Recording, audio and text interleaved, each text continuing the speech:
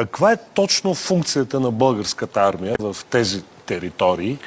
Тя е окупатор ли е или влиза като съюзник на германските войски? Влиза следствие на българската армия. Влиза, значи първо ние сме съюзници, държавата е съюзник в рамките на Тристранния пакт.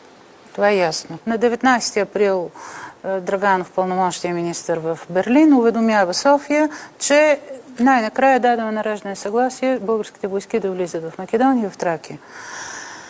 Първоначално заповедта е само за военна окупация. Да, между другото, от окупация много важно се превръща в анексия. Да. И това го извоюваме ние. Много е важно да споменем тези термини, защото направих си труда да видя и как е в немския текст. Там е употребен точно термина безецен, който означава окупация. Значи, това, за което ни разрешават, е да влезем да окупираме.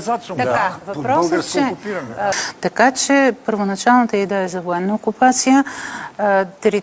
Тези територии продължават да се обозначават на германските карти с демаркационна линия, но българската политика ги приема за присъединение и на 14 май 1941 година Народното събрание прогласява обединението им с Отечеството. Целият български народ вижда днес да се осъществяват неговите идеали за създаването на една мощна и обединена България от Дунав до Бяло море и от Охрид до Черно море. От гледна точка на международното право, това, което се случва, се нарича наистина окупация в всички съседни територии, на които навлиза българската войска.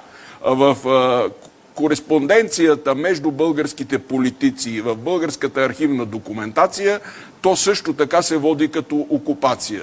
Във военната документация на българската армия се води като окупация. По време на сключването на парижките договори 1947 година се представя като окупация. Единствено в официалната пропаганда това е освобождение и национално обединение.